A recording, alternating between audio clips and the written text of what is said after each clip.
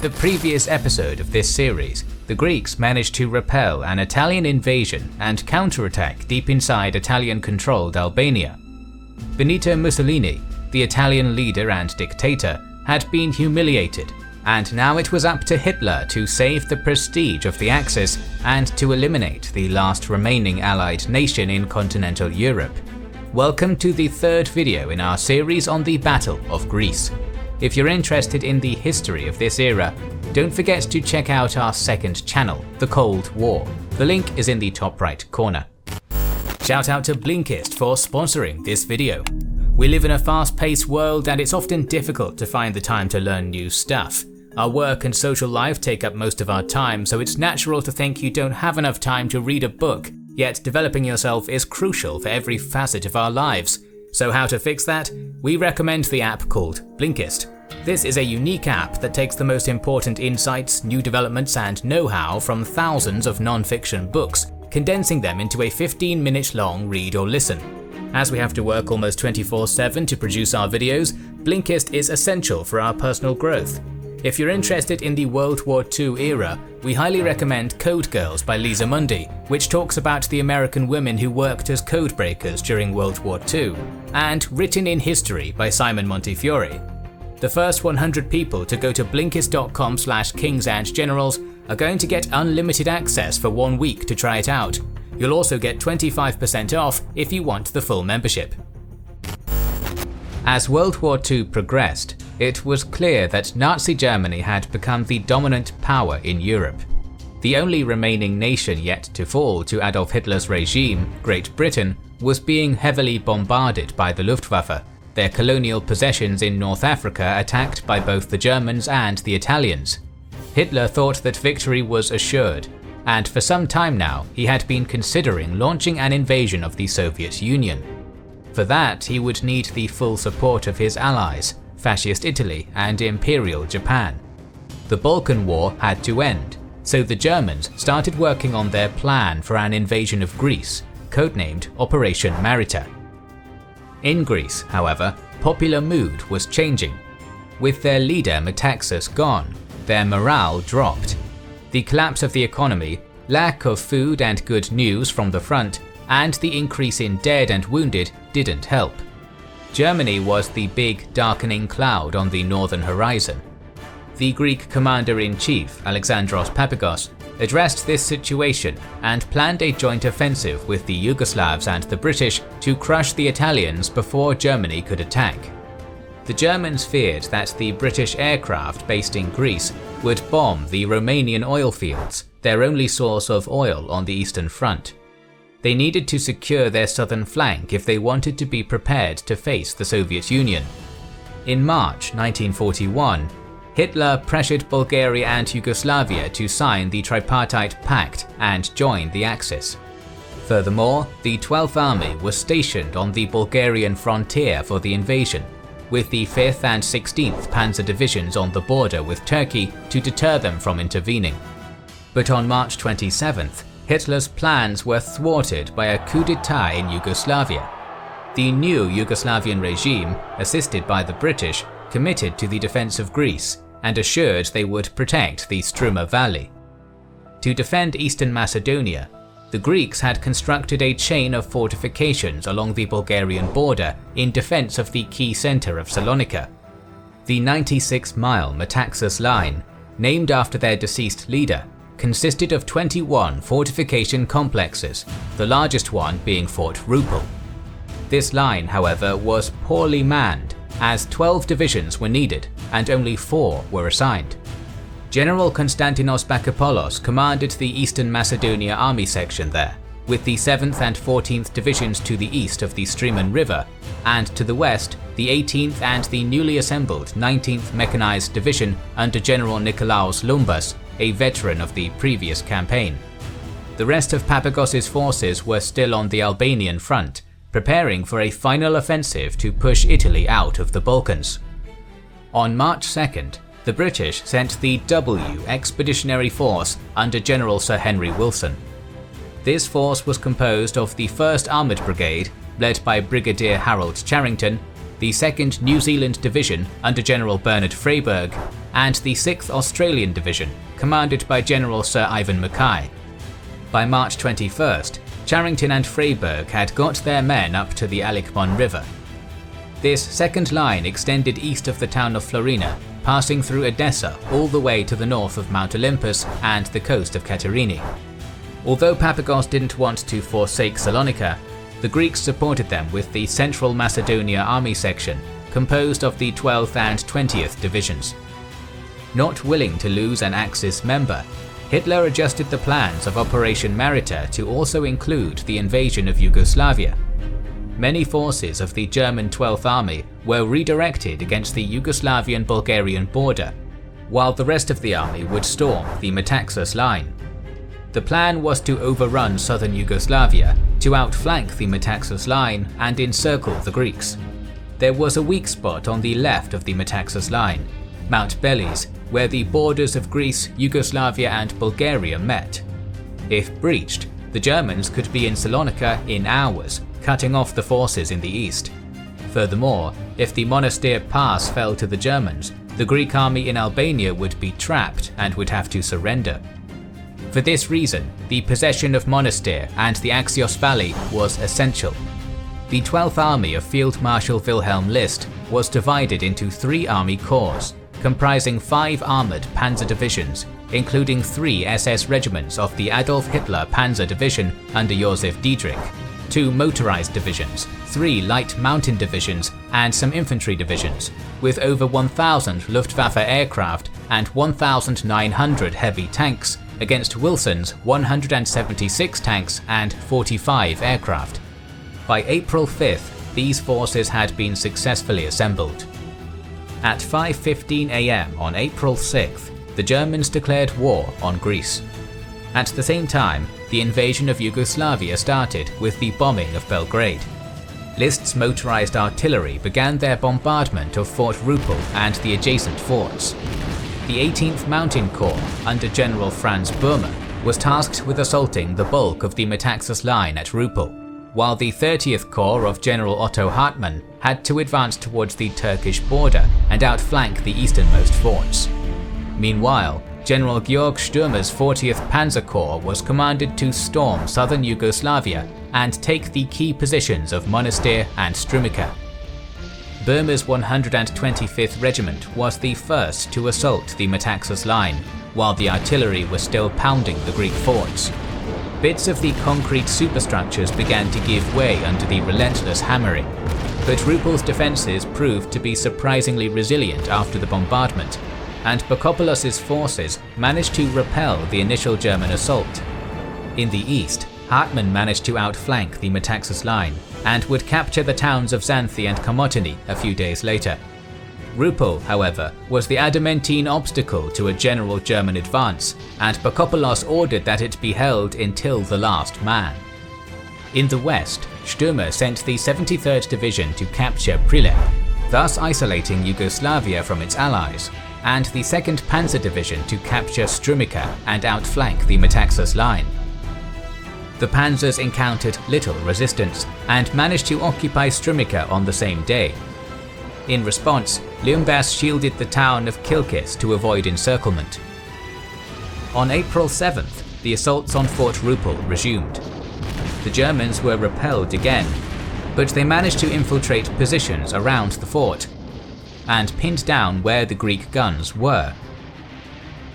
To the west, the 2nd Panzer Division enjoyed much more success, as they repelled a Yugoslav counterattack and forced their way across the mountains, overrunning the thinly manned defensive line of Lumbas's forces south of Lake Doiran. Lumbas was forced to retreat, and Kilkis was occupied by the panzers, who continued south towards Salonika. In result, the Metaxas line had been completely cut off from the rest of the Greek defences. Bokopoulos continued to resist, but his forces were exhausted. One day later, Salonika fell and Bokopoulos was forced to ask for a truce, which List accepted. The Wehrmacht would allow all captured Greek officers to keep their sidearms, and pledged that none of them would be sent to a concentration camp. The battle for Fort Rupel had cost the Germans more than 300 killed against 56 Greeks. but the majority of the Greek defences were gone, and now the only one that could stop the German advance was Wilson. On the Albanian front, the Greeks launched the joint offensive with the Yugoslavians against the Italian forces, aiming to advance into Durazzo and Valona. Initially it went well, but after the fall of Skopje on April 7th, the Yugoslavians were knocked out of the fight.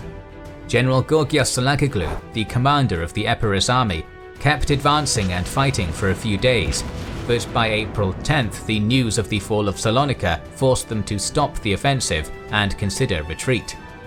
On April 15th, the Greeks started their withdrawal from the Albanian front, and by April 20th they reached Greek soil again. The progress of a 5-month campaign had been undone in just 2 weeks. In Greece, the political and military establishments were struck by a defeatist paralysis. Even Papagos knew that the country was going to be occupied, and that he would be captured with the rest of his army. In Aliakmon, Wilson prepared his forces to hold the line, hoping that the forces in Albania would come to his aid. By April 8th, Prilep had fallen to the 73rd Division, and Sturmer's forces prepared to advance towards Monastir. The 9th Panzer Division defeated the Greeks defending the Monastir Valley and rallied for an offensive towards Kozani. The objective of the attack was to encircle Salakoglu's forces in Albania and the British at the Aliakmon line, and thus prevent both of them from linking up. At this point, Wilson's forces in Aliakmon were starting an organised withdrawal to a new defensive position on Mount Olympus. Mackay's forces were charged with the defence of the key Klidi Pass, linking the towns of Vevi and Klidi, and had to gain as much time as possible. The 9th, reinforced with the SS Adolf Hitler Regiment, took Vevi on April 11th and launched the attack on Klidi the following day, using the same blitzkrieg strategy that had devastated France and Yugoslavia. Diedrich's SS regiment managed to push back the Australians and take several key hills, opening the pass for the German advance. The Greeks and Australians continued to heroically offer resistance, but were finally forced to retreat. The panzers now menacingly advanced against Mackay's retreating forces, but the appearance of Charrington's tanks at Tolemaida saved the division from annihilation. Mackay suffered many casualties, but he had gained 2 days' time for the British retreat, although the Greek divisions there didn't withdraw fast enough and soon found themselves trapped at the Klesora Pass. They tried to create a defensive position to stop the German advance, with the 20th Division being heavily pummeled, but eventually managed to retreat to Lake Kastoria. Back in Macedonia, the 30th Corps was tasked with occupying northeastern Greece, with the 50th Division securing Salonika and the 164th moving to occupy the Aegean Islands. This allowed Burma's forces to continue the advance and support Sturmer on the offensive. By the morning of April 14th, the spearheads of the 9th Panzer Division reached their objective of Kozani and established a bridgehead over the Aliakmon River. But Wilson's forces had slipped away, and soon Sturmer ordered his forces to continue the pursuit. On April 15th, the panzers caught the Greek 12th Division on the Sietista Pass and inflicted heavy losses, while Diedrich's SS forces annihilated the 20th Division at Kastoria. Diedrich then continued to advance south towards Ioannina, aiming to completely trap the Greek army in Albania. By April 19th, the SS regiment had captured Grevina and 1 day later attacked the Katara Pass, defeating the Epirus army and capturing Ioannina.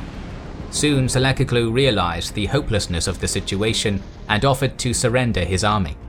As with the Macedonian forces under Pakopolos, Salakoglu's forces were treated with great respect and were allowed to retain their sidearms and go home after the end of the campaign.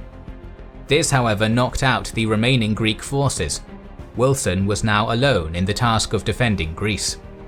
He created his new defensive line at Mount Olympus while preparing his forces for another withdrawal through Larissa, this time to the pass of Thermopylae. This line extended from the coast at Platamon to the Servia Pass, passing through Olympus. Wilson deployed the 4th and 5th New Zealand Brigades and the 16th Australian Brigade for the defence of this position. From Salonika, The bulk of the 18th Corps captured Veria and Edessa on April 11th and Katerini on April 14th, standing just in front of the Olympus line by the start of the offensive. With the arrival of Stürmer's panzers one day later, the attack on Mount Olympus started. The Germans were held off there for the next 3 days by the heroic British forces, who fought them tooth and nail. But when the Italian army took back Korce on the Albanian front, Wilson finally feared a total encirclement and ordered the retreat on April 17th, only suffering light casualties. After crossing the Pineios River, the Australian 16th and the New Zealand 21st Battalion under Brigadier Arthur Allen made a last stand at Tempe Gorge, a key point just in front of Larissa. They needed to hold the Germans off until April 19th. The German 6th Division marched across the mountains and emerged at the exit of the Tempe Gorge, only to find the bridges and ferry demolished and the railway track blocked. The tired mountain troops were met by heavy machine gun fire from the south bank of the river. By nightfall, the 1st Panzers crossed the river, but they were bogged down in a swamp while trying to bypass a road demolition. On the morning of April 18th, armoured infantry crossed the river on floats, while the 6th troops worked their way around the New Zealand battalion. The battalion was annihilated, and Allen's forces had to retreat. One day later, Burma's forces entered Larissa and took possession of the airfield, where the British had left their supply dump intact. At the same time, the Greek government was shocked when Prime Minister Alexandros Korizis committed suicide. On April 21st, the port of Volos fell to the German advance. All seemed lost for the defenders, and finally Wilson started to prepare for an evacuation to Crete, which started 3 days later. On April 15th, the 40th Panzer Corps were reinforced by the victorious 5th Panzer Division from the invasion of Yugoslavia, arriving in Grevena on April 19th. From there, the panzers advanced southwards via Kelebeka towards Lamia. Meanwhile, the battered 9th Panzer Division was assigned to the reserves. In just 2 days, the 5th reached its objective and linked up with Burma's 18th Corps. But the Germans had lost much time, and Wilson's forces had reformed at a new defensive line at the Thermopylae Pass, the gateway to the Greek capital of Athens. From the port of Piraeus, some British troops were already being evacuated to Crete. The plan was for the forces at the historic Thermopylae to make a last stand and gain as much time as possible for the evacuation of Greece. The defence line consisted of light field fortifications, the construction of which did not seem to have progressed beyond the initial stage. Freyberg's 2nd New Zealand Division was given the task of defending the coastal pass, while Mackay's 6th Australian Division was to hold the village of Bralos. By April 22nd, a flying column of the 5th Panzer Division, supported by well-camouflaged artillery and single tanks, was attacking the Thermopylae positions that were defended by British infantry. The initial German probing attacks were without success. On the next day, a wide enveloping movement was undertaken by the 6th Division, crossing the difficult terrain west of the British positions. This operation took place simultaneously with another outflanking maneuver performed by a tank-supported motorcycle battalion advancing via the town of Molos. On April 23rd, Wilson ordered a retreat from Thermopylae, and it was decided that the British positions were to be held by 1 brigade each.